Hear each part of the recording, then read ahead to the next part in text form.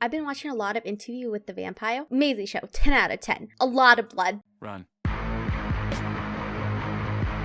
Interview with the Vampire basically has this one dude who is like kind of a joke, not gonna lie. Not good, do not like him, and he turns this other guy into a vampire, who then in the process turns this little child into a vampire. But we're not here to talk about the plot of it. We're here to talk about a really important issue. What does blood taste like to vampires? This is a question that was just warming my mind while I was watching the series. Most of the blood scene is just like them drinking blood. And the way the blood is described in the show, it's almost euphoric to these vampires. I wonder what it tastes like. And obviously vampires don't exist in this real world, so it's not like I can just hit one up and ask, hey, what does it do? Can you describe the flavor to me? So I had to go on a little bit of an investigation. Interview with the Vampire, as well as a lot of other vampire media, describes it as being sweet, with the direct quote from the Interview with the Vampire describing it as, feels like eating syrup while riding on the wind. The only issue is they are drinking a ton of this stuff every day. I'm using strictly Interview with the Vampire rules, and it says you can drink as much as you want, but you have to drink before the person is dead.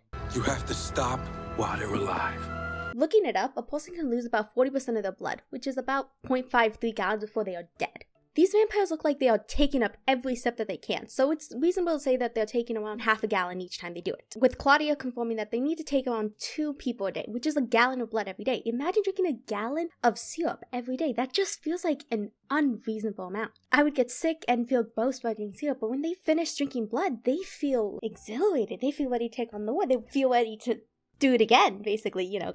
So it probably is sweet, but I can't imagine it being syrup sweet. Now, blood isn't an abnormal thing to consume. Italy has Santranacho Dulce, which is basically just like this really thick, sweet blood pudding. There's a bunch of different types of blood sausages from all over the world. So yeah, a lot of blood and a lot of cooking. So I tried looking into finding out what those would normally taste like, and I couldn't find an answer. Oh. And I also couldn't find any pig's blood near my area.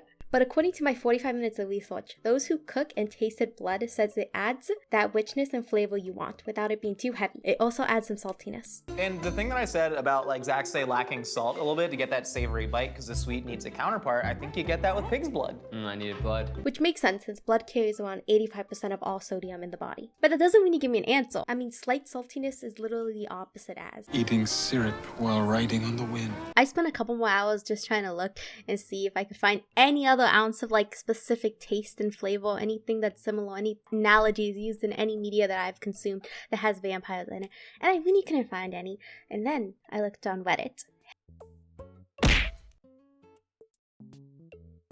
And I found an answer that I really liked. It was from a deleted user around 2 years ago, so I'm just going to read it to you. My favorite interpretation is that it tastes the same way to them as it does to us humans, but it's just a more appealing taste. The best way to explain it is when I started drinking coffee, I hated how it tasted, but now that I've been drinking straight black coffee for years, there's just something appealing about the bitterness. But whether I actually learned to like the taste or just my brain explaining why I crave it is so unclear. And they also went on a little bit of tangent how the caffeine being addictive is probably the same feeling they have to being addicted to blood. Combining these 3 flavor profiles, I have a hypothesis. Hear me out. Blood to vampires tastes like lightly salted mocha hot chocolate. It has the sweetness, the bitterness, the slight saltiness. Also, the blood would be a little warm because the victim is not entirely dead. And plus, I think I could drink a gallon of hot chocolate every day.